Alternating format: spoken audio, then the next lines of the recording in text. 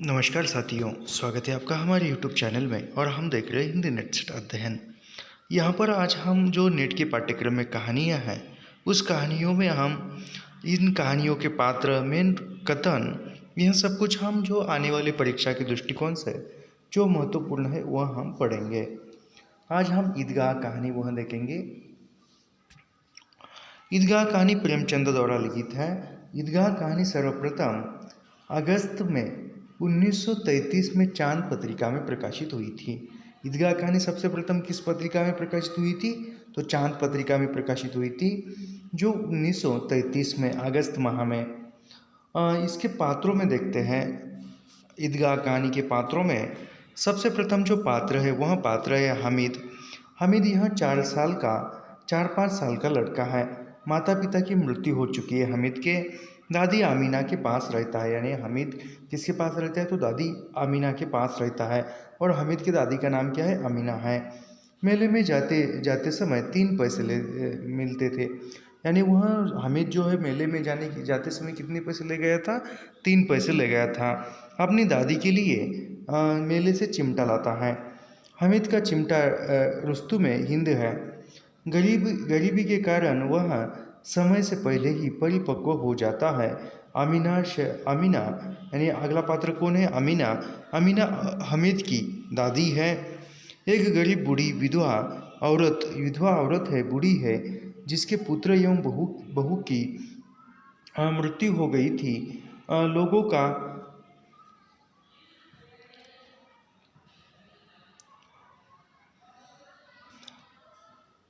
लोगों का कामकाज करके खुद और हामिद का पालन पोषण करती थी। कौन? आमीना।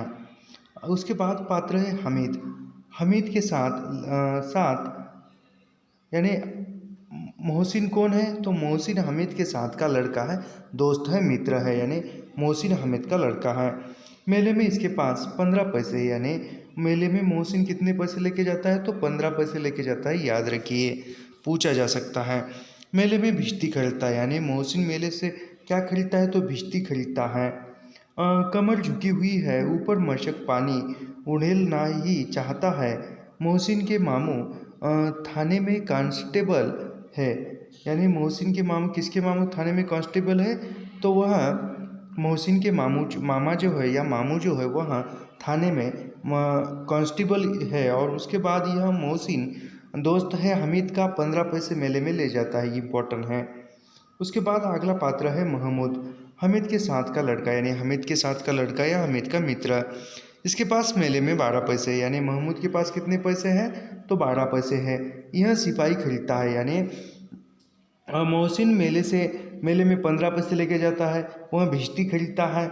महमूद मेले में 12 पैसे लेके जाता है और वह सिपाही खरीदता है, याद रखिए। सिपाही कैसा है? खाकी वर्दी और लाल पगड़ी वाला, कवायद लिए चला आ रहा है। उसके बाद है अगला पात्र नूरे हामिद के साथ का लड़का या हामिद का मित्र। नूरे मेले से क्या खरीदता है? तो वकील खरीदता है, याद रखिए। उसके बाद है सम्मी यह लड़की है, याद रखिए। मेले में धोबिन और खंजड़ी खरीदती है, यानी सम्मी मेले में क्या क्या खरीदती है? धोबिन और खंजड़ी खरीदते हैं, याद रखिए, इम्पोर्टेंट है। चौधरी कवायत अली गांव का धनवान व्यक्ति है, यानी गांव का धनवान व्यक्ति का नाम क्या है? तो चौधरी कयामत अली। आबिद, उसके बाद है आबिद कौन है? तो आबिद जो है वह हामिद का पिता है, जो हैजे से उसकी मृत्यु हो जाती है। आबिद हामिद का पिता है, हैजे से मर जाता है। और माँ पीलिया से, यानी हामिद की पिता की मृत्यु हैजे से हो जाती है और माता की मृत्यु किससे होती है? पीलिया नामक जो बीमारी होने से हो जाती है। उसके बाद है कांस्टेबल मोहसिन का मामू है, वेतन 12 रुपये और घर में 50 रुपये भेजता है। हराम का माल हराम में जाता है, मोहसिन का कथन है यह। हराम का माल हराम में जाता है, यह मोहसिन का कथन है। हम लोग चाहे तो एक दिन में लाखों मार लाए, हम तो इतना ही लेते हैं जिसमें अपनी बदनामी न हो और नौकरी न चली जाए। ये कौन? पुलिस वाले कहते हैं। हम लोग चाहे तो, एक लेखक का कथन है, हम लोग चाहे तो एक दिन में लाखों मार लाए, हम तो इतना ही लेते हैं जिसमें अपनी बदनामी न हो और नौकरी न चली जाए। इतने बड़े कॉलेज में कितने लड़के पढ़ते होंगे। सब लड़के नहीं है जी, बड़े बड़े आदमी हैं सच। उनकी बड़ी बड़ी मूछें हैं, इतनी बड़े बड़े हो गए हैं, अभी तक पढ़ने जाते हैं। न जाने कब तक पढ़ते और क्या करेंगे इतना पढ़कर। ये भी इम्पोर्टेंट कथन है। उसके बाद का कथन है, चौधरी साहब के काबू में बहुत बहुत बहुत से जिन है। यानी ये कौन कहता है? यह मोहसिन हामिद कहता है कि चौधरी साहब के काबू में बहुत से जिन्न हैं। कोई चीज़ चोरी चली जाए, चौधरी साहब उनका लगा देंगे और चोर का नाम बता देंगे। जिन्नात आकर उन्हें सारे जहान की खबर दे जाता है। किसको? चौधरी साहब को। अगला कथन है, मोहसिन ने प्रतिवाद किया, यह कांस्टेबल पहरा देते हैं, तभी तुम बहुत जानते हो। हाजी हजरत यह चोरी करवाते हैं। यानी कौन? जो कांस्टेबल है, पुलिस, यही चोरी करवाते हैं। शहर के जितने चोर डाकू हैं सब इनसे मिले रहते हैं। रात को ये लोग चोरों से तो कहते हैं चोरी करो, और आप दूसरे मोहल्ले में जागते रहो, ऐसी वह कहते हैं। जागते रहो पुकार लगाते हैं, तभी इन लोगों के पास इतने रुपए आते हैं। ये सभी इम्पोर्टेंट कथन है। यहाँ कोई धन और पद नहीं देखता। इस्लाम की निगाह में सब बराबर हैं। कितना सुंदर संचलन है, कितनी सुंदर व्यवस्था। लाखों सिर एक साथ सिजदे में झुक जाते हैं, फिर सब के सब एक साथ खड़े हो जाते हैं, एक साथ झुकते हैं और एक साथ घुटनों के बल बैठ जाते हैं। कई बार यही क्रिया होती है जैसे बिजली की लाखों बत्तियां एक साथ प्रदीप्त हो और एक साथ बुझ जाए, और सही क्रम चलता रहा, ऐसा ही क्रम बुझ जाए। यही क्रम चलता रहा। कितना अपूर्व दृश्य था। यानी जब वो मस्जिद में जब नमाज़ पढ़ने के लिए जाते हैं तो एक साथ सभी लोग सिर झुकाते, एक साथ उठते हैं, तो यह दृश्य कितना अच्छा लग रहा था। ऐसा वह कहते हैं प्रदीप्त, यानी जिस प्रकार लाइट एक साथ सभी लाइट एक साथ बुझते, एक साथ जलते हैं, उसी प्रकार अपूर्व दृश्य था, जिसकी सामूहिक क्रियाएं विस्तार और अनंतता को श्रद्धा, गर्व और आत्मानंद से भर देती थी। मानव भ्रातृत्व का एक सूत्र इन समस्त आत्माओं को एक लड़ी में पिरोए हुए है। हामिद लोहे की दुकान पर रुक जाता है। यानी हामिद कहाँ पर, कौन सी दुकान पर रुक जाता है? मिठाई की नहीं, कौन सी नहीं, हामिद जो है लोहे की दुकान पर रुक जाता है। हामिद लोहे की दुकान पर रुक जाता है। कई चिमटे रखे हुए थे। उसे ख्याल आया, दादी के पास चिमटा नहीं है। तवे से रोटियां उतारती है तो हाथ जल जाता है। अगर वह चिमटा ले जाकर दादी को दे दे तो वह कितना प्रसन्न होगी। फिर उसकी उंगलियां कहीं नहीं जलेगी। घर में एक काम की चीज़ हो जाएगी। खिलौने से क्या फ़ायदा, व्यर्थ में पैसे खराब होते हैं। यानी ये सभी कहानी हमने लाइन टू लाइन, पंक्ति दर पंक्ति पढ़ी हुई है, और वह सब प्लेलिस्ट इसी चैनल पर उपलब्ध है। चिमटा कितने काम की चीज़ है। रोटियां तवे से उतार लो, चूल्हे में सेक लो, कोई आग मांगने आए तो चट पर चूल्हे से आग निकाल कर उसे दे दो। अम्मा बेचारी को कहाँ फुर्सत है कि बाजार आए, और इतने पैसे ही कहाँ मिलते हैं कि रोज़ हाथ जला लेती। यानी अम्मा यानी जो उसकी दादी जो है, वह दादी कहाँ बाजार में आती है, कहाँ आकर वह ले, और इतने पैसे भी कहाँ है कि वह बाजार में आकर चिमटा खरीदे। अम्मा चिमटा देखते ही दौड़कर मेरे पास, एक मिनट सर्दी हो रही है।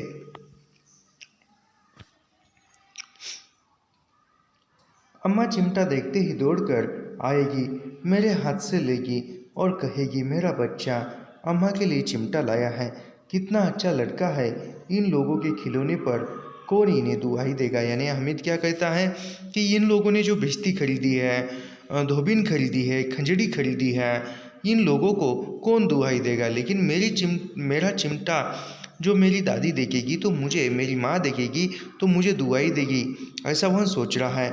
बड़ों की दुआएं सीधे अल्लाह के दरबार में पहुंचती है। ये इम्पोर्टेंट कथन है और पूछा हुआ है। बड़ों की दुआएं सीधे अल्लाह के दरबार में पहुंचती है और तुरंत सुनी जाती है।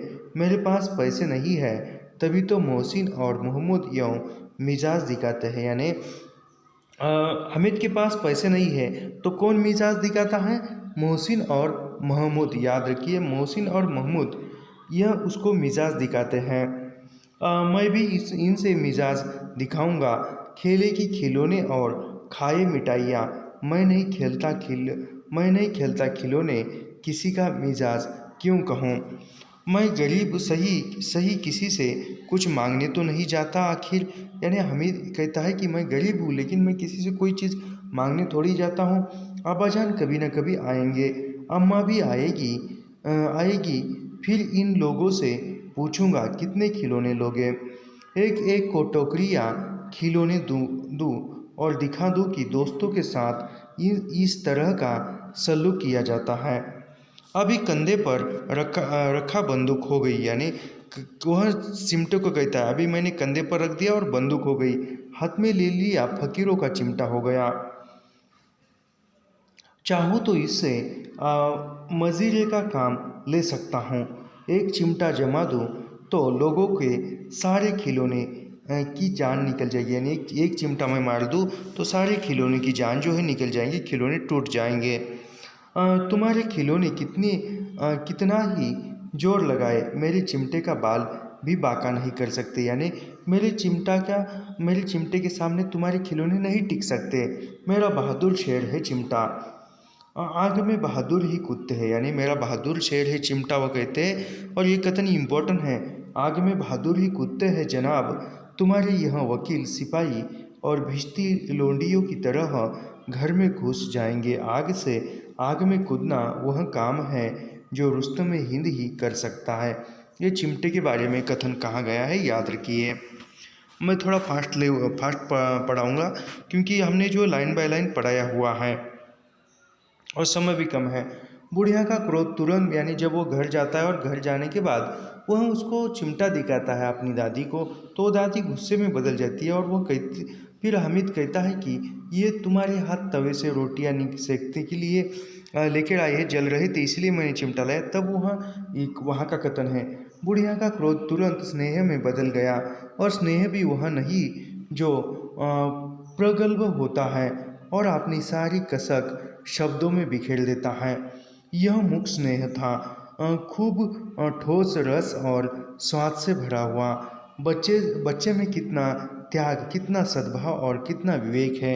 यानी वह 3 पैसे ले गया था और 3 पैसे ना ही कोई खाने की चीज़ खरीदी, ना ही कोई खिलौना खरीदा, लेकिन वह चिमटा ले आया। बच्चे हमीद ने, ये अंतिम कथन है इस कहानी का, बच्चे हमीद ने बूढ़े हमीद का पार्ट खेला था। बुढ़िया अमीना ने बालिका बन गई।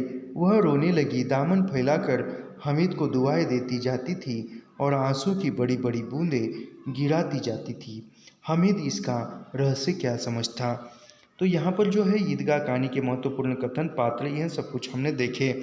इसके बाद दूसरी कहानी है प्रेमचंद की, वह है दुनिया का सबसे अनमोल रतन। ये भी प्रेमचंद की कहानी है और यह अनमोल रतन नामक कहानी जो है वह ज़माना पत्रिका में प्रकाशित होती थी और बाद में पहले सबसे प्रथम ज़माना यानी ईदगाह कहानी चांद पत्रिका में 1933 में प्रकाशित हुई थी। उसके बाद दुनिया का सबसे अनमोल रतन सबसे प्रथम ज़माना पत्रिका में प्रकाशित हुई। उसके बाद सोजे वतन नामक जो कहानी संग्रह है उसमें 1908 में प्रकाशित हुई, जो सोजे वतन प्रेमचंद का पहला कहानी संग्रह है और यह उर्दू में है और इसमें यह कहानी प्रकाशित हुई थी। इश्के दुनिया व हुब्बे वतन, सांसारिक प्रेम और देश प्रेम, 3 अनमोल रतन, यानी 3 अनमोल रतन बताए गए इस कहानी में। कौन कौन से 3 अनमोल रतन लेकर आता है दिल फिगार। तो वह पहला जो है पवित्र आंसू, पवित्र आंसू किसका है? जो काले चोर को फांसी की शिक्षा होती है, सूली पर चढ़ाया जाता है और वह उस खेलते हुए बच्चों को देखकर दौड़ता हुआ आता है और उसको देखकर उसके आंख से जो कभी वो बचपन में भी वह उस बच्चे की तरह खेलता था, उसको बचपन के दिन याद आता है और उसके आंख से वह आंसू टपक पड़ते हैं और वह आंसू दिल फिगाड़ लेता है। फिर वह सती की चिता के लागे, यानी वह ऐसे ही ढूंढ पवित्र अनमोल चीज़ ढूंढते ढूंढते वह एक नदी किनारे जाता है वालू पर, और एक समय में एक लाश जलाई जाती है। एक सती की लाश, उसके चिता सजा रखी गई है। उसमें मरे हुए पति का जो सिर है उसकी पत्नी अपने गोद में लेकर बैठी हुई है और वह उसको चिता जलाई गई है।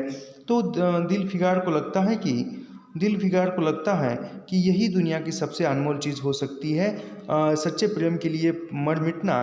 तो इसीलिए वह ले जाता है और वह ले जाने के बाद फिर वह जो दिल फरेब है वह उसको भी अपना लेती है, लेकिन दुनिया की सबसे अनमोल चीज़ नहीं कहती है। उसके बाद है देश की सेवा में कुर्बान सिपाही के खून का आखिरी कतरा जो देश की हिफाजत में गिरा हुआ। ये जब वो हिंदुस्तान की तरफ आता है तब वहाँ पर उसको मिलता है। शहर के नाम कौन कौन से हैं? मिनोसवाद यह शहर का नाम आया है, जो इटली का चित्रण है, इटली में है यह मिनोसवाद। अब इसके पात्र दिखते हैं। दिल फरेब कौन है? सौंदर्य की देवी हैं। दिल फिगार की प्रेमिका, यानी दिल फिगार की प्रेमिका है। मिनोसवाद की मल्लिका, यानी रानी। दिल फिगार को दुनिया का सबसे अनमोल रतन लाने को कहती है, यानी दिल फिगार को दुनिया का सबसे अनमोल रतन लाने के लिए कौन कहता है? तो दिल फरेब कहती है, याद रखिए, दिल फरेब कहती है, याद रखिए, पूछा जा सकता है। उसके बाद अगला पात्र है दिल फिगार कौन है? तो दिल फरेब का सच्चा प्रेमी है। आज के प्रेमियों का जैसा नहीं है, वड़ा पाव खाने तक, चाय पिलाने तक, कोल्ड कॉफ़ी पिलाने तक, या कुछ समय के लिए, कुछ इसके लिए नहीं है। सच्चा प्रेमी है, दिलो जान देने वाला प्रेमी है। दुनिया का सबसे अनमोल रतन खोजता है, यानी दिल फिगार जो है दुनिया का सबसे अनमोल रतन खोजता है। याद रखिए, ऐसा एक प्रश्न पूछा जा सकता है कि दुनिया का सबसे अनमोल रतन कौन खोजता है? तो दिल फरेब, दिल फिगार, सिपाही, चोर, ऐसे वहाँ पर्याय दिए जाएंगे। तो दुनिया का सबसे अनमोल रतन कौन खोजता है? तो दिल फिगार खोजता है, याद रखिए। फिर उसके बाद है काला चोर, सैकड़ों आदमियों का कातिल, फांसी दी जाने से पूर्व उसकी अंतिम इच्छा के रूप में एक बालक से मिलने की थी। यानी काला चोर जो सैकड़ों चोरी करता था, सैकड़ों आदमियों का कातिल है, सैकड़ों आदमियों को उसने मारा था और उसको फांसी की शिक्षा दी जा रही थी, और उसकी अंतिम इच्छा क्या है? एक बालक से मिलने की थी, याद रखिए। इसकी आंख से गिरा आंसू दिल फिगार लाता है। उसके बाद है अगला पात्र बुजुर्ग कौन है? हरा अमाम बांधे एक बुजुर्ग, एक हाथ में तस्बीह और दूसरे हाथ में लाठी लेकर वहाँ आता है और उसको कहता है कि तू पूरब की ओर जा। दिल फिगार को कहता है। दिल फिगार को पूरब की ओर हिंदुस्तान भेजता है कौन? यह बुजुर्ग व्यक्ति भेजता है, याद रखिए। उसके बाद है सिपाही कौन है? तो हिंदुस्तान का सच्चा राजपूत सिपाही है, जो देश की हिफाजत करते करते वह अपने युद्ध मैदान में, युद्ध भूमि में घायल अवस्था में पड़ा हुआ है, और अंतिमतः वह जब सांस छोड़ता है, जब उसकी जान निकल जाती है, थोड़ी सी जान बचती है, तब वह अंतिम खून का कतरा जो है इस सिपाही के ही हृदय से गिरता है और वह लेकर दिल फिगार जो है दिल फरेब के पास जाता है। उसके बाद है युवती कौन है? तो वह युवती का मृत पति, यानी जो युवती कौन है? जो सती हो जाती है मृत पति के साथ। यहाँ पर आप कथन प्रारंभ होते हैं। वह सौंदर्य की देवी यानी मल्लिका दिल फरेब का सच्चा और जान देने वाला,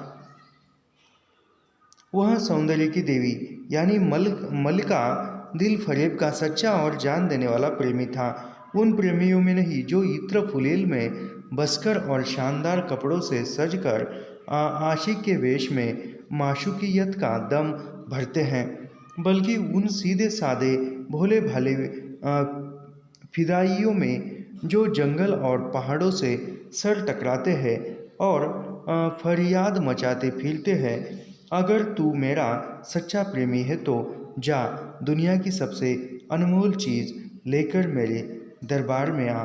यानी वह सच्चा प्रेमी था, दिल जान देने वाला प्रेमी था। यदि वह सच्चा प्रेमी नहीं होता तो इतनी वह जंगलों में पहाड़ों में घूमने के बावजूद वह नहीं लाता था अनमोल चीज़। यही एक सच्चा प्रेम क्या है यह दिखाया हुआ है इस कहानी के माध्यम से।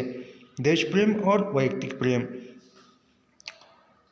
फरियादी मचाए फिरते हैं, अगर तू यानी दिल फरेब कहती है, अगर तू मेरा सच्चा प्रेमी है तो जा और दुनिया की सबसे अनमोल चीज़ लेकर मेरे दरबार में आ।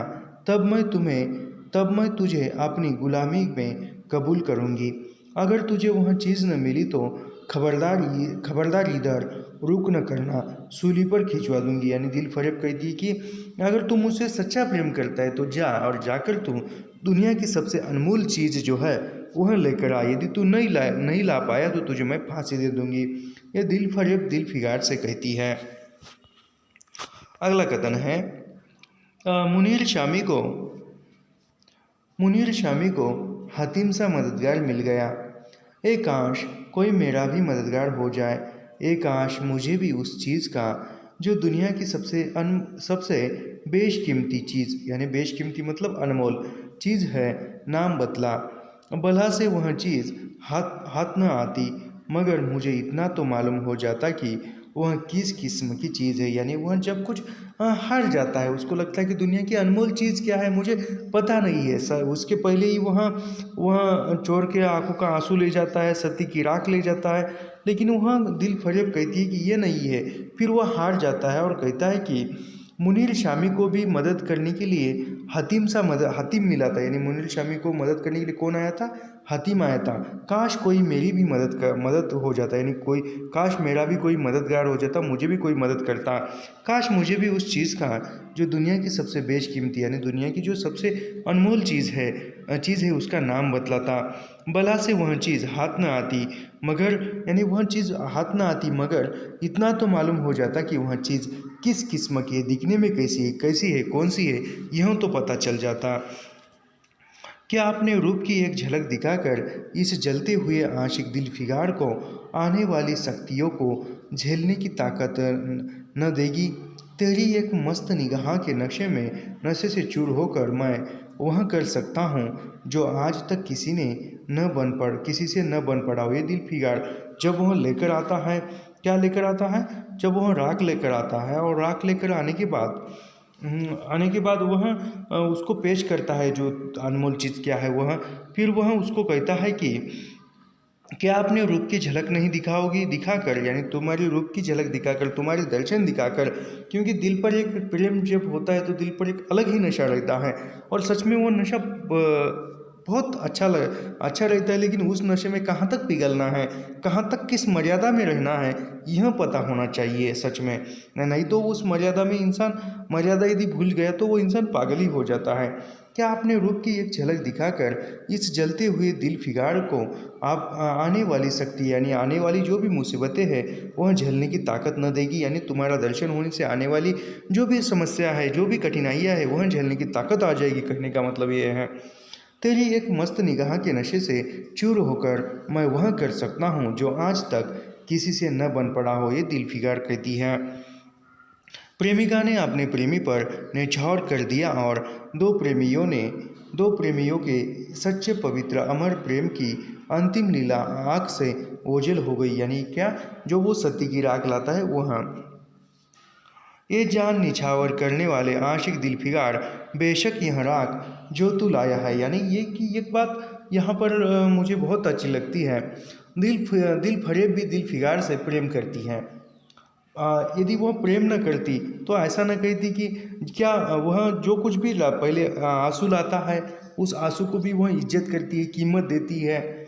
और जब वह राख लेकर आता है सती की चिता की तो उसको भी वह इज्जत देती है, क्योंकि वह भी उसकी तरफ प्रेम करती है और वह भी एक निष्ठता भी दिखाई देती है। नहीं तो आजकल देखा जाए तो कॉलेज में किसी के साथ, घर पड़ोस में किसी के साथ, बाहर किसी के साथ, न जाने क्या क्या। खैर छोड़िए, हम सिर्फ परीक्षा के दृष्टिकोण से पढ़ेंगे। ये जान निछावर करने वाले आशिक दिल फिगार, बेशक यह राख जो तू लाया है जिसमें लोहे को सोना कर देने की सिफत है, दुनिया की बहुत बहुत बेशकीमत चीज़ है और मैं सच्चे दिल से तेरी एहसानमंद हूँ। तूने ऐसी अनमोल भेंट मुझे दी, मगर दुनिया में इससे भी ज़्यादा अनमोल कोई चीज़ है। जा उसे तलाश कर और तब मेरे पास आ। मैं तहे दिल से दुआ करती हूँ कि खुदा तुझे कामयाब करे। ये दिल फरेब का कथन है, यानी वो कहती है कि खुदा तुझे कामयाब करे। याद रखिए, जो दिल फिगार, कौन से दिल फिगार ने जो अनमोल चीज़ रत्न लाया था, वो किस रत्न में लोहे को सोना करने की सिपत थी, शक्ति थी, तो वह सती के राख में थी। याद रखिए, पूछा जा सकता है। ऐसा सवाल आज तक नहीं बना, लेकिन अभी बन सकता है। ए जान निछावर करने वाले आशिक दिल फिगार, बेशक यह राख जो तू लाया है, जिसमें लोहे को सोना कर देने की सिफत है। सिफत का मतलब शक्ति है। दुनिया की बहुत बेशकीमत चीज़ है, यानी जो तू लाया है दुनिया की बेशकीमत, यानी एक अच्छी कीमत वाली चीज़ है, बड़ी कीमत वाली चीज़ है। मैं सच्चे दिल से तेरी एहसानमंद हूँ, यानी जो तू लाया है, मैं तेरी जो तू लाया है उसकी इज्जत करती है और कहती है कि मैं तेरी एहसानमंद हूँ, तेरा शुक्रिया अदा करती हूँ, और तूने ऐसी अनमोल भेंट मुझे दी। मगर दुनिया में इससे भी, यानी यह सब कुछ सुनना है, अभी समझो यहाँ तक सुना, यहाँ तक सुनने के बाद उसको कैसा लगा होगा, दिल फिगार को कितना खुश हुआ होगा कि यही दुनिया की सबसे अनमोल चीज़ है और मुझे मिल गई है। अब मैं दिल फिगार के साथ रहूँगा, दिल फिगार अब मेरी हो जाएगी। ऐसा जब वो कह रही थी तो वो कितना खुश हुआ होगा सच में। और फिर यहाँ से वो सुनाएगी तो कितना नाराज़ हुआ होगा। मगर दुनिया में इससे भी ज़्यादा अनमोल कोई चीज़ है, जा उसे तलाश कर और तब मेरे पास आ। मैं तहे दिल से दुआ करती हूँ कि खुदा तुझे कामयाब करे, यानी मैं दुआ करती हूँ खुदा के दरबार में, भगवान के दरबार में, कि खुदा तुम्हें कामयाब करे, वह अनमोल चीज़ दिला दे। तो और फिर वह जाकर हार कर बैठता है तो उसको लगता है कि अब मैं वह चीज़ नहीं ला सकता, तो वो जान देने की सोचता है। तब वहाँ एक बुज़ुर्ग आता है, वह बुज़ुर्ग आता है, तब का कथन है, तो मोहब्बत का दावा करता है और तुझे इतनी भी खबर नहीं कि मोहब्बत का इरादा मोहब्बत के रास्ते की पहली मंजिल है। यानी ये बुजुर्ग का कथन है, याद रखिए। तो मोहब्बत का दावा करता है और तुझे इतनी भी खबर नहीं कि मजबूत इरादा, यानी मजबूत इरादा जो है वह मोहब्बत के रास्ते की पहली मंजिल है। यानी यह मोहब्बत के रास्ते की पहली मंजिल किसने कहा है? बुजुर्ग ने कहा है। काफ़ी इम्पोर्टेंट कथन है। तो मोहब्बत का दावा करता है और तुझे इतनी भी खबर नहीं कि मजबूत इरादा, यानी तेरा जो इरादा है वह मजबूत होना चाहिए, और मजबूत इरादा जो है मोहब्बत के रास्ते की पहली मंजिल है। मर्द बन और यूँ हिम्मत न हार, पूरब की तरफ एक देश है जिसका नाम हिंदुस्तान है। वहाँ जा और तेरी आरज़ू पूरी होगी। आरज़ू का मतलब तेरी जो इच्छा है, वह बुजुर्ग कहता है। क्या तू नहीं जानता मैं कौन हूँ? क्या तूने आज इस तलवार, यानी जब वह पूरब की ओर घूमते हुए आता है और आने के बाद उसे वह एक युद्ध का मैदान दिखाई देता है। वहाँ पर एक घायल सिपाही है, वह खून बह रहा है उसके सीने से, उस पर वह एक चिथड़ा रखता है। तब ये सिपाही कहता है कि क्या तू नहीं जानता मैं कौन हूँ? क्या तूने आज इस तलवार की काट नहीं देखी? मैं अपने माँ का बेटा और भारत का सपूत हूँ। सिपाही, यानी वो सिपाही कह रहा है कि सिपाही कहता है कि मैं इस भारत माँ का बेटा हूँ, और तूने देखा नहीं आज इस तलवार की काट नहीं देखी, यानी आज तूने इस लड़ाई के युद्ध के मैदान में नहीं देखा। मैं इस भारत माँ का बेटा और भारत का सपूत हूँ। ये सिपाही का कथन है। ये जवा मर्द, मैं तेरा दुश्मन नहीं, यानी वह यानी जो सैनिक जो है, सिपाही जो है, वह दिल फिगार को दुश्मन समझता है और उसको वह दुश्मन समझता है। इसीलिए वह दिल फिगार कहता है, ये जवा मर्द, मैं तेरा दुश्मन नहीं हूँ, अपने वतन से निकाला हुआ गरीब मुसाफिर हूँ। ये दिल फिगार कहता है। फिर वह सिपाही का एक कथन है कि मैं ऐसे अवस्था में हूँ कि अब मैं तेरा आतिथ्य सम्मान करने के इस स्थिति में नहीं हूँ। ये खेत का ऐसा वो है वहाँ पर कथन। क्या मैं अपने ही देश में गुलामी करने के लिए जिंदा हूँ? यानी वह जो चित्रा रखता है, खून जो बह रहा था उसको बंद करता है दिल फिगार, तब का एक कथन है। क्या मैं अपने ही देश में गुलामी करने के लिए जिंदा हूँ, जिंदा रहूँ? नहीं, ऐसे ज़िंदगी से मर जाना अच्छा। इससे अच्छी मौत मुमकिन नहीं। ये सिपाही का ही कथन है। अगला कथन देखते हैं। मरने वाले ने धीमे से कहा, भारत माता की जय। यानी अंतिमतः जो जो वह मर रहा है सिपाही, और वो कह रहा है कि अंतिमतः मरने वाले ने धीमे से कहा, भारत माता की जय, और उसके सीने से खून का आखिरी कतरा निकल पड़ा। एक सच्चे देश प्रेमी और देशभक्त ने देशभक्ति का हक अदा कर दिया। ये सिपाही के संदर्भ में लेखक का कथन है, प्रेमचंद का। दिल फरेब खड़ी हो गई, यानी वह जो खून का आखिरी कतरा था वह लेकर आ गया मीनो सवाद में। मीनो सवाद याद रखिए।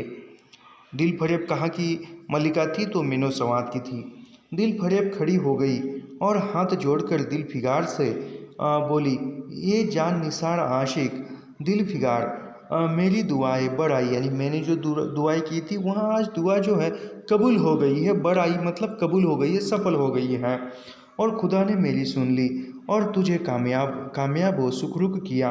आज से तू मेरा मालिक और मैं तेरी लौंडी, मतलब मैं तेरी गुलाम, ऐसी वह कहती है। तो यहाँ पर जो है दुनिया का सबसे अनमोल रतन, यह भी कहानी हो गई है। और अब परिंदे कहानी यह हम देखेंगे।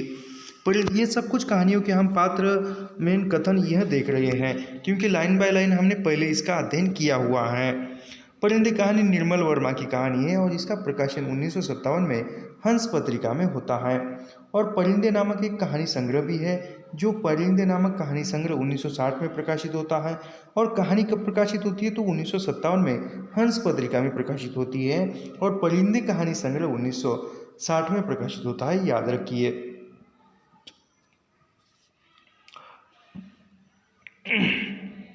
अभी जो निर्मल वर्मा की कहानी संग्रह देखते हैं। डायरी का खेल, माया का मर्म, तीसरा गवाह, अंधेरे में विचर पोस्टकार्ड, सितंबर की एक शाम, परिंदे, फकत 7 कहानियों का संग्रह परिंदे। यानी परिंदे कहानी संग्रह में कितनी कहानियां हैं? तो 7 कहानियां हैं, याद रखिए। परिंदे कहानी संग्रह में कितनी कहानी है? तो 7 कहानियां हैं। निर्मल वर्मा की पहली कृति नहीं है, यानी परिंदे निर्मल वर्मा की पहली कृति नहीं है, बल्कि जिसे हम नई कहानी कहना चाहते हैं उसकी भी पहली कृति है। नाम और सिंह का कथन, यानी नाम और सिंह क्या कहते हैं कि केवल यह परिंदे जो कहानी संग्रह है केवल निर्मल वर्मा का प्रथम कहानी संग्रह नहीं है, इसके साथ ही बल्कि वह नई कहानी कहना चाहते हैं। यानी नई कहानी क्या है यह भी कहना चाहते हैं। इसका भी पहला कहानी संग्रह, यानी नई कहानी, और नई कहानी जो आंदोलन चला उसका भी वह पहला कहानी संग्रह है परिंदे। और निर्मल वर्मा का तो है ही पहला कहानी संग्रह। ये नामोर सिंह का कथन है, याद रखिए। अब इसके हम पात्र देखते हैं। पात्रों में लतिका एक पहाड़ी कॉन्वेंट स्कूल में शिक्षिका है, यानी अध्यापिका है। लतिका एक पहाड़ी कॉन्वेंट स्कूल में शिक्षिका है। गिरीश नेगी प्रेमी है, यानी लतिका के प्रेमी का नाम क्या है? गिरीश नेगी है। मृत्यु के बाद, यानी उसकी मृत्यु हो जाती है, उसकी स्मृतियों के प्रति मोह, यानी वह किसके मोह है?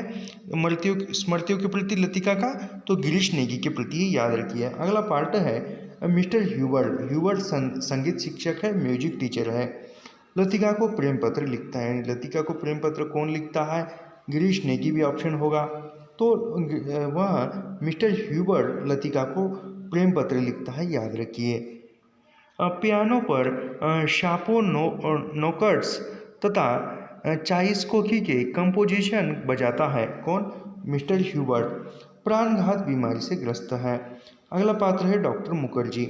मुखर्जी अध्यापक है और बर्मा से जापानी आक्रमण के समय पलायन करते हुए,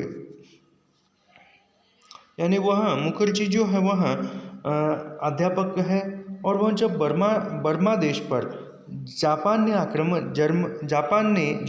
ने आक्रमण किया था, उस समय वह पलायन करते हुए यहाँ आ रहे थे। तो रास्ते में उनकी पत्नी की मृत्यु हो जाती है, किसके? डॉक्टर मुखर्जी के। मेजर गिरीश नेगी कौन है? तो कुमाऊँ रेजिमेंट है, जो लतिका उससे प्रेम करती थी और उसको मृत्यु हो जाती है। करीमुद्दीन कौन है? तो हॉस्टल का नौकर है, आलसी है। करीमुद्दीन हॉस्टल का नौकर है और आलसी है। मिसूर कौन है? तो स्कूल की प्रिंसिपल यानी मिस वुड कौन है, तो स्कूल की प्रिंसिपल है। ओल्ड मैन कहकर पुकारा जाता है, यानी परिंदे कहानी में ओल्ड मैन किसको कहा जाता है, तो मिस वुड को कहा जाता है, याद रखिए। और उसके बाद है फादर एल्डमैन, चैंपल के पादरी, यानी चैंपल के पादरी मतलब जो चर्च में जो पूजा अर्चा प्रार्थना करते हैं वहाँ। उसके बाद है जूली सुधा, जूली सुधा यह भी है।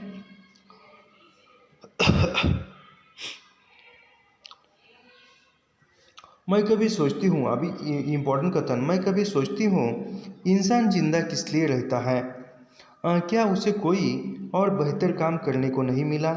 क्या तुमने कभी महसूस किया है कि एक अजनबी की हैसियत से पराई ज़मीन पर मर जाना काफ़ी खौफनाक बात है। ये मुखर्जी ह्यूबर्ट से कहता है, ये मुखर्जी ह्यूबर्ट से कहता है, यानी पराई देश का मतलब ये बर्मा का था और अब हिंदुस्तान में आके बसा है। उसे लगा कि जैसे मोमबत्तियों के धूमिल आलोक में कुछ भी ठोस वास्तविक न रहा हो। चैंपल की छत दीवारें, टेक्स पर रखा हुआ डॉक्टर का सिंगुड सुडोल हाथ और पियानो के सुर अतीत की धूल को भेदते हुए सोए उस धुंध का भाग बनते जा रहे हो। कुछ भी वहाँ लो, कुछ भी कुछ भी कह लो, अपने देश का सुख नहीं और कहीं नहीं मिलता। यानी ये कि मुखर्जी का एक कथन है, कुछ भी कह लो तुम, अपने देश का जो सुख है कहीं और नहीं मिलता। यहाँ तुम चाहे कितने भी वर्ष रह लो, अपने को हमेशा अजनबी कहोगे। ये मिस वुड मुखर्जी से कहता है, मिस वुड मुखर्जी से कहता है, याद रखिए। आगे देखते हैं। वैसे हम सबकी अपनी अपनी जिद होती है, कोई छोड़ देता है, कोई आखिर तक उससे चिपका रहता है। ये मुखर्जी लतिका से कहते हैं, यानी वह नेगी के यादों में रहती इसलिए। वैसे हम सबकी अपनी अपनी जिद होती है, कोई छोड़ देता है, कोई आखिर तक उससे चिपका रहता है। अगला कथन है, किसी चीज़ को न जानना यदि गलत है, ये इम्पोर्टेंट कथन है। किसी चीज़ को न जानना यदि गलत है तो जानबूझकर न भूल पाना, हमेशा जो की तरह उससे चिपटे रहना, यह भी गलत है। यानी किसी चीज़ को न जानना, यानी किसी चीज़ को न जानना यदि गलत है तो जानबूझकर, यानी उस चीज़ को हम जान रहे हैं, जानबूझकर न भूल पाना, हमेशा जो की तरह उसी चीज़ को चिपटे रहना, यह भी गलत है।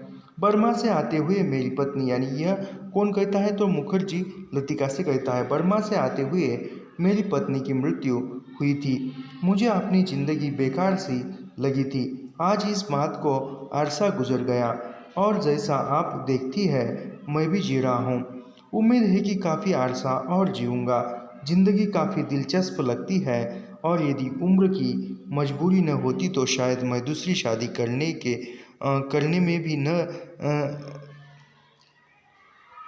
न हिचकता। यानी वो कहती कि यदि समय की या उम्र की पाबंदी न होती तो मैं दूसरी शादी भी करता था। उसके बावजूद कौन कह सकता है कि मैं अपनी पत्नी से प्रेम नहीं करता था, आज भी करता हूँ। ये मुखर्जी लतिका से कहते हैं। इसके बाद है अगला कहानी जो है वह है राजा निर्बंसिया, जो कमलेश्वर के द्वारा लिखित कहानी है। और यह राजा निर्बंसिया कहानी संग्रह भी है जो 1957 में प्रकाशित होता है, याद रखिए। राजा निर्बंसिया कमलेश्वर का लिखी कहानी संग्रह और 1957 में प्रकाशित होता है, याद रखिए, ये भी इम्पोर्टेंट है। यह कहानी संग्रह है, इसमें कहानी संग्रह में कौन कौन से देवाकी माँ, पानी की तस्वीर, धूल उड़ जाती है, सुबह का सपना, मुर्दों की दुनिया, आत्मा की आवाज़, राजा निर्बंसिया, यह कमलेश्वर के कहानी संग्रह है, याद रखिए। कमलेश्वर के कौन कौन से कहानी संग्रह है, देवा की माँ, पानी की तस्वीर, धूल उड़ जाती है, सुबह का सपना, मुर्दों की दुनिया, आत्मा की आवाज़, राजा निर्बंसिया। अभी राजा निर्बंसिया कहानी के पात्र देखते हैं। राजा निर्बंसिया कहानी के पात्र जो है वो है जगपति। जगपति कौन है, कथावाचक के स्कूल का दोस्त, यानी स्कूल का सहपाठी, उसको हम क्लासमेट कहते हैं। तो जगपति कथावाचक, यानी कथावाचक मतलब कौन, लेखक। तो कथावाचक लेखक के स्कूल के दोस्त कौन है, जगपति हैं। वकील के यहाँ मुरीम की नौकरी करता है। और जगपति के पत्नी का नाम क्या है, चंदा है, यानी जगपति के पत्नी का नाम चंदा है और चंदा के पति का नाम जगपति है, याद रखिए। दूर के रिश्तेदार की शादी में जाता है, यानी दूर के किसी के रिश्तेदार में शादी होता है और फिर उसके जांघ में गोलियां लगती है और वो घायल हो जाता है, फिर अस्पताल में रहता है, ये हमने पढ़ा हुआ है। डकैत से लड़ते हुए घायल हो जाता है। मध्यवर्गीय परिवार, यानी जगपति एक मध्यवर्गीय परिवार का है। अफीम और तेल पीकर आत्महत्या करता है, यानी वह क्या पीकर आत्महत्या करता है जगपति, तो अफीम और तेल पीकर आत्महत्या करता है। मरते समय 2 पर्चे छोड़ता है, यानी जगपति अंतिमतः मरते समय 2 पर्चे 2 चिट्ठियाँ छोड़ता है, एक चंदा के नाम और दूसरा कानून के नाम। चंदा कौन है, तो जगपति की पत्नी है, याद रखिए। चंदा कौन है, तो जगपति की पत्नी है। जगपति मैनपुरी के निवासी है, यानी जगपति कहाँ के निवासी है, तो मैनपुरी के निवासी है जगपति, याद रखिए। जगपति मैनपुरी के निवासी है। संतानहीन का मतलब क्या है, निसंतान, कोई बच्चा नहीं है। बच्चन सिंह, अगला पात्र कौन है, तो बच्चन सिंह है। बच्चन सिंह अस्पताल का कंपाउंडर है, इसके वजह से सब कुछ जगपति का घर उजड़ जाता है। मैनपुरी के सदर अस्पताल में तबादला होता है, यानी वहाँ बच्चन सिंह का तबादला किस अस्पताल में होता है, मैनपुरी के सदर अस्पताल में होता है, याद रखिए। लकड़ी के कारोबार में जगपति का साथी, यानी लकड़ी के कारोबार में जगपति का साथी भी हो जाता है, कौन, बच्चन सिंह। राजा निर्बंसिया, यानी यह और एक पौराणिक कहानी चलती है, राजा निर्बंसिया और रानी, यानी राजा निर्बंसिया और रानी, यह एक पौराणिक कहानी के पात्र है। भूमिका से, यानी इस कहानी संग्रह की भूमिका से एक कथन है, याद रखिए।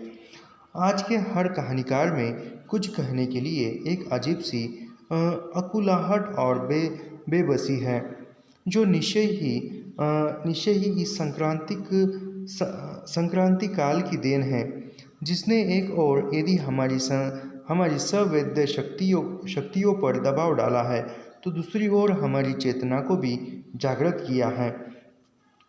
नई कहानी की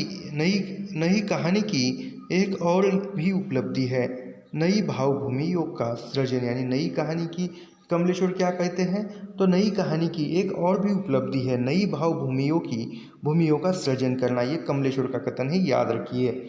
नई कहानी की एक और भी उपलब्धि है, नई भावभूमियों का सृजन करना, ये कमलेश्वर का कथन है, इम्पोर्टेंट है, याद रखिए। आगे बढ़ते हैं। कर्ज कोढ़ का रोग होता है, एक बार लगने से तन तो गलता ही है, मन भी रोगी हो जाता है, यानी ये जगपति अपनी पत्नी चंदा को कहता है अस्पताल में कि कर्ज कोढ़ का रोग होता है, यानी कोढ़ का रोग मतलब हमारी जो त्वचा है, उस त्वचा में से कोई एक सफ़ेद ऐसे दाग आते हैं और वो सफ़ेद दाग ऐसे फैलते हुए जाते हैं और उसका कोई लाइलाज, यानी उसका कोई दवाई नहीं है, लेकिन आज कुछ वर्तमान में दवाई होगी उसकी। कर्ज कोढ़ का रोग है, एक बार लगने से तन तो गलता ही है, मन भी रोगी हो जाता है। चंदा ने भीतर कदम लगाया, यानी जब अस्पताल में वो कड़ा देने के लिए अस्पताल में जाती है, कहाँ पर, जो बच्चन सिंह के कैबिन में। चंदा ने भीतर कदम रखा तो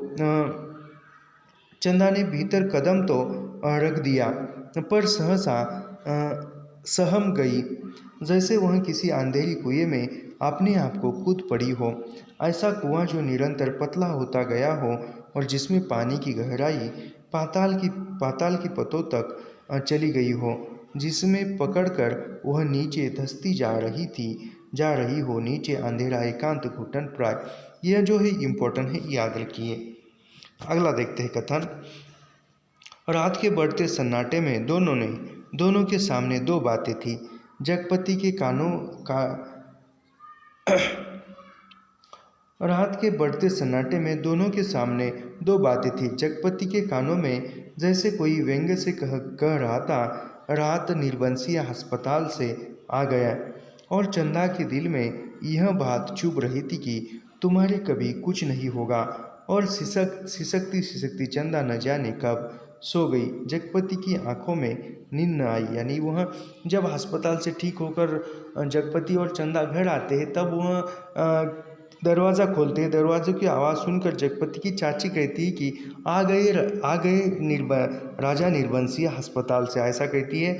तो वो उसको गुस्सा आता है और वह दूसरी जो बात है वह सिसकती तुम्हारे यहाँ, यानी वह कहता है चंदा को, जगपति, कि कुछ डिबरी जलाओ, तब वह कहती है कि तेल नहीं है। तब वो गुस्से में आकर कहते हैं, यानी चाची की बात सुनकर जगपति को गुस्सा आता है। तब वह कहता है कि तुम्हारे कभी कुछ नहीं होगा। यह सुनकर वह चंदा भी स्तब्ध हो जाती है, गुस्से में हो जाती है। रात के बढ़ते सन्नाटे में दोनों के सामने दो बातें थी, यानी वह दो बातें थी। जगपति के कानों में जैसे कोई व्यंग से कहा गया था, रात निर्वंशी अस्पताल से आ गए। और चंदा के दिल में यह बात चुभ रही थी, तुम्हारे कभी कुछ नहीं होगा। और सिसकती सिसकती चंदा न जाने कब सो गई। पर जगपति की आंखों में, यानी चंदा सिसकते सिसकते हुए सो गई, लेकिन जगपति की आंखों में नींद न थी। उसे लगता जैसे कड़े मांगकर वह चंदा से पत्नीत्व का पद भी छीन लेगा। मातृत्व तो भगवान ने छीन ही लिया। वह सोचता, आखिर चंदा क्या रह जाएगी। एक स्त्री से यदि पत्नीत्व और मातृत्व छीन लिया गया तो उसके जीवन की सार्थकता ही क्या। यानी जब वह रात के अंधेरे में जब अपनी खाट से उठकर, अपने बिस्तर से उठकर चंदा के पास आता है और अंधेरे में वह टटोलने लगता है, तो उसका हाथ जो है, वह हाथ उसका चंदा का मुख देखता है, निहारता है, तो उसको चंदा का मुख छोटी बच्ची की तरह लगता है। और वह ऐसा लगता है कि वह अपने गोद में लेने के लिए व्याकुल सी होकर सो गई है। ऐसी कुछ बातें हैं, यह हमने कहानी में पढ़ा हुआ है।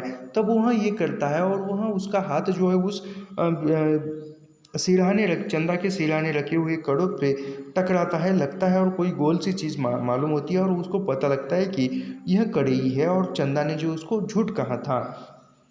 उसे लगता है, फिर वह सोचता है कि फिर वह कड़े मांगकर कोई व्यापार शुरू करूँगा, कोई काम धंधा शुरू करूँगा। तब उसे लगता है, उसके मन में आता है कि उसे लगता है जैसे कड़े मांगकर वह चंदा से पत्नीत्व का, वह भी यानी चंदा से कड़े मांगकर, यानी जो भी पत्नीत्व का जो भाव उसके अंदर छुपा हुआ है चंदा के अंदर, तो वह कड़े मांगकर वो पत्नीत्व का जो पद है वह छीन लेगा। और मातृत्व तो भगवान ने छीन लिया है, यानी भगवान ने मातृत्व छीन लिया, मतलब निसंतान है, कोई बच्चा वो नहीं है। वह सोचता, आखिर चंदा क्या रह जाएगी, यानी चंदा क्या रह जाएगी, मैं उसको कड़े मांगूंगा तो। एक स्त्री से, यानी एक स्त्री से पत्नीत्व और मातृत्व छीन लिया गया तो उसके जीवन की सार्थकता क्या, यानी एक स्त्री के जीवन की सार्थकता क्या है, पत्नीत्व प्राप्त करना और मातृत्व ही प्राप्त करना, यही एक स्त्री के जीवन की सार्थकता है। और ये दो बातें उसके जीवन से छीन ली जाए तो उसके स्त्री के जीवन में रहा ही क्या है। क्योंकि वह उस घर में नहीं पैदा हुआ जहाँ सिर पर जबान हिलाकर शासन करने वाले होते हैं। वह उस घर में भी नहीं पैदा हुआ जहाँ सिर्फ मांगकर जीने वाले होते हैं। वह उस घर का है जो सिर्फ काम करना जानता है, काम ही जिसका आस है, सिर्फ वह काम चाहता है, काम। यानी जगपति एक मध्य वर्गीय परिवार का है, तो वह ऐसे परिवार में, यानी सिर पर बच्चे ने कुछ मांगा और मिल गया, ऐसे घर में नहीं पैदा हुआ, या कुछ इच्छा हुई और तुरंत पैसे निकाले और लेकर आया, ऐसे नहीं। केवल वो काम करेगा और काम करने पर उसके हाथ में पैसा आएगा और अपनी जो ज़रूरत है वह पूरी करेगा, ऐसे मध्यवर्गीय परिवार का जगपति है। और उसके पास आप काम नहीं है, वो बेरोजगार है, तब यह कथन है, क्योंकि वह उस घर में नहीं पैदा हुआ जहाँ सिर पर जबान हिलाकर शासन करने वाले होते हैं। वह उस घर में भी नहीं पैदा हुआ जहाँ सिर्फ मांग कर जीने वाले होते हैं। वह उस घर का है जो सिर्फ काम करना जानता है, काम ही जिसका आस है, यानी काम ही जिसकी आस है, सिर्फ वह काम चाहता है, काम। अगला कथन देखते हैं। दिन भर में वह 1 घंटे के लिए किसी का मित्र हो सकता है, कुछ देर के लिए वह पति हो सकता है, पर बाकी समय, दिन और रात के बाकी घंटे, उन घंटों के अभाव को सिर्फ उसका अपना काम ही भर सकता है। यानी कुछ समय के लिए कोई बेरोजगार है तो उसको सच में समय बहुत कठिन लगता है, तो वह कुछ समय के लिए 1-2 घंटे के लिए किसी का मित्र हो सकता है, यानी मित्र के लिए हो सकता है। कुछ देर के लिए वह पति हो सकता है, पर बाकी समय के लिए वह दिन और रात के बाकी घंटों के लिए घंटों के अभाव को सिर्फ उसका अपना काम ही भर सकता है। और वह कामदार था, कौन, जगपति। औलाद ही तो वह स्नेह की धुरी है जो आदमी औरत के पहियों को साध कर तन के दलदल से पार कर लेती है, नहीं तो हर औरत वेश्या है और हर आदमी वासना का कीड़ा। ये लेखक का कथन है, काफ़ी इम्पोर्टेंट है। औलाद ही तो वह स्नेह है, यानी संतान ही तो वह स्नेह की धुरी है जो आदमी और औरत यानी स्त्री और पुरुष के पहियों के साथ तन के दलदल से बाहर करने यानी संतान ही एक ऐसी धुरी है जो स्त्री और पुरुष के रिश्ते को, पति पत्नीत्व के रिश्ते को एक बांध कर रखती है। नहीं तो हर एक जो पुरुष स्त्री जो है वह तन के दलदल से पार कर ले जाती। कौन? संतान। नहीं तो हर औरत वेश्या है और हर आदमी वासना का कीड़ा है। आदमी को पाप नहीं पश्चाताप मारता है, मैं बहुत पहले मर चुका था। यानी वह जो चिट्ठी लिखता है, वो चिट्ठी में यह लिखता है, जो कानून चंदा को लिखता है, नहीं चंदा को नहीं, कानून को जब लिखता है उसमें लिखता है, आदमी को पाप नहीं पश्चाताप मारता है, मैं बहुत पहले मर चुका था।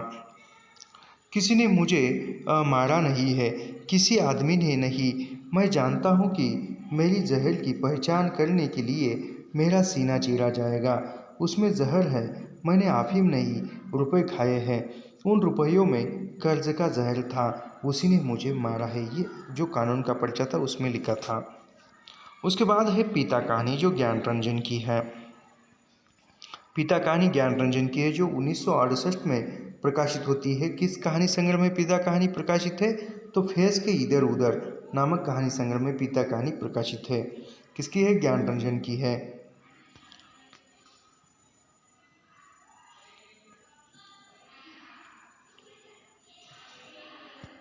इसकी कहानियाँ हैं दिवास्पनी, कलह, खलनायिका और बारूद का फूल, आत्महत्या, सीमाएं, फेस के इधर उधर, शेष। यानी वह ज्ञान रंजन की कहानी संग्रह कौन से है? दिवास्पनी, कलह, खलनायिका और बारूद का फूल, आत्महत्या, सीमाएं, फेस के इधर उधर, शेष होते हुए, पिता, एक नमूना, सार्थक दिन, दिलचस्पी, छलवा और संबंध, धूमनगंज और खुलदाबाद। अब इस कहानी के हम पात्र देखते हैं। सुधीर कौन है? पुत्र नई पीढ़ी का प्रतिनिधि, यानी सुधीर जो है पुत्र है और नई पीढ़ी का प्रतिनिधि करता है। घनश्याम नगर का निवासी, यानी सुधीर किस नगर का निवासी है? तो घनश्याम नगर का निवासी, याद रखिए। उसके बाद है पिता कैसा है? जिद्दी इंसान है और रामायण और गीता पढ़ते हैं, यानी रामायण और गीता पढ़ते थे। कलकत्ता के हाल एंडरसन के सिले कोट को पहनते थे, यानी पिता कहाँ का कोट पहनते थे? कलकत्ता के हाल एंडरसन में के सिले कोट को पहनते थे। देवा सुधीर की पत्नी, यानी सुधीर की पत्नी का नाम क्या है? देवा है। और देवा किस कहानी की पात्र है? तो वह पिता कहानी की पात्र है, याद रखिए, पूछा जा सकता है। और परीक्षा में हमें कभी कभी ऐसे छोटी छोटी बातें जो है ये तुरंत याद नहीं आती और इसलिए वह हम गलत करके आते हैं और फिर उसी एक दो अंक से जो है हमारा रिजल्ट चला जाता है। कप्तान भाई कौन है? तो सुधीर का भाई है। कप्तान भाई सुधीर का भाई है, वायुसेना में नौकरी करता है। यानी कप्तान भाई किस सेना में नौकरी करता है? वायुसेना में करता है, याद रखिए। बहन का यूनिवर्सिटी का खर्चा वहन करता है, यानी कौन? पिता कहानी में बहन के यूनिवर्सिटी का खर्चा कौन वहन करता है, कौन देता है? तो कप्तान भाई देता है, याद रखिए, सुधीर का भाई। उसके बाद है दादा भाई। अब इसके कथन देखते हैं। धीरे धीरे सबके लिए सुविधाएं जुटाते रहेंगे, लेकिन खुद नहीं या कम से कम शामिल होंगे। पहले लोग उसकी काफ़ी काफ़ी चर्चा किया करते थे, अब लोग हार गए हैं। यानी ये पिता के बारे में कथन है लेखक का। धीरे धीरे सबके लिए सुविधा, यानी पिता जो है धीरे धीरे सबके लिए सुविधा जुटाते, लेकिन खुद के लिए कुछ नहीं करते हैं। लेकिन यह कहते हैं कि एक बहुत महत्वपूर्ण पंक्तियाँ है कि शौक तो जो भी शौक है हमारे, जो भी इच्छाएं हैं, वह तो माँ बाप के पैसों से पूरी होती है और खुद के पैसों से सिर्फ ज़रूरतें पूरी होती है। काफ़ी एक इम्पोर्टेंट कथन है, मैंने सोशल मीडिया पर सुना हुआ था। धीरे धीरे सबके लिए सुविधाएं जुटाते रहेंगे, लेकिन खुद उनमें नहीं या कम से कम शामिल होंगे। पहले लोग उनकी काफ़ी चिचोरी किया करते थे। अब लोग हार गए हैं, यानी चिचोरी करते करते। लड़कों द्वारा बाजार से लाई बिस्किटें, महंगे फल, पिता कुछ भी नहीं लेते, यानी बच्चे जो है वह बाजार से बिस्किटें लाते हैं, महंगे फल लाते हैं, लेकिन पिता कुछ भी नहीं लेते हैं। कभी लेते भी है तो बहुत नाक भौं सिकोड़ कर उसके बेस्वाद होने की बात पर शुरू से ही वह जोर देते हैं, यानी कभी लेते भी है तो वह नाक सिकोड़ कर, यानी वह इच्छा न होते हुए भी लेते हैं, और वह बेस्वाद होता है। बाजार की चीज़ें बेस्वाद होती है, उसका स्वाद ही नहीं होती, ऐसे कहती है। अपनी अमावट गजक और दाल रोटी के अलावा दूसरों द्वारा लाई चीज़ों की श्रेष्ठता से वह कभी प्रभावित नहीं थे, यानी पिताजी अपनी अपनी अमावट गजक और दाल रोटी के अलावा, यानी दाल रोटी के अलावा किसी अन्य की लाई हुई चीज़ वह पसंद नहीं करते थे, प्रभावित नहीं होते थे। वह अपना हाथ पाँव जानते थे जानते हैं अपना अर्जन, और उसी में उन्हें संतोष है। वे पुत्र जो पिता के लिए कुल्लू का सेब मंगाते हैं, यानी पिता के लिए पुत्र कहाँ का सेब मंगवाते हैं, तो कुल्लू का, यानी जो कुल्लू मनाली है वहाँ का कुल्लू का सेब मंगवाते हैं, याद रखिए। दिल्ली एम्पोरियम से बढ़िया धोतियाँ मंगवाकर उन्हें पहनने का उत्साह रखते हैं, यानी बच्चे जो है पिता के लिए कुल्लू से सेब मंगवाते हैं, जो दिल्ली एम्पोरियम से धोतियाँ मंगवाते हैं और उसको पहनने का उत्साह रखते हैं। आप तेजी से पिता विरोधी होते जा रहे हैं, यानी पिता जो है वह चीज़ें नहीं लेते। सुखी बच्चे भी अब गाहे बगाहे मुंह खोलते हैं और क्रोध उगल देते हैं, यानी वह बच्चे जो है क्रोधित होते हैं। हमारे समाज में बड़े बूढ़े लोग जैसे बहू बेटियों के निजी जीवन को स्वच्छंद रख देने के लिए अपना अधिकांश समय बाहर व्यतीत किया करते हैं, यानी पिता जो है वह पिता जो है घर के जो बड़े हमारे समाज में, यानी समाज में जो बड़े बूढ़े लोग होते हैं, बड़े बूढ़े लोग जैसे बहू बेटियों के निजी जीवन के स्वच्छंद रहने देने के लिए अपना अधिकांश समय जो है बाहर व्यतीत करते हैं। पूरा शरीर कभी नहीं सोता या मरता हुआ, पूरा पूरा शहर, यानी शहर जो है पूरा शहर कभी नहीं सोता या मरता बहुत से सोए हुए जान पड़ने वाले भी संक्षिप्त ध्वनियों के साथ या लगभग ध्वनिहीनता के बीच जगे होते हैं। रात काफ़ी बीत चुकी है और समय यहाँ सब सोचने सिवाय का निरर्थक है।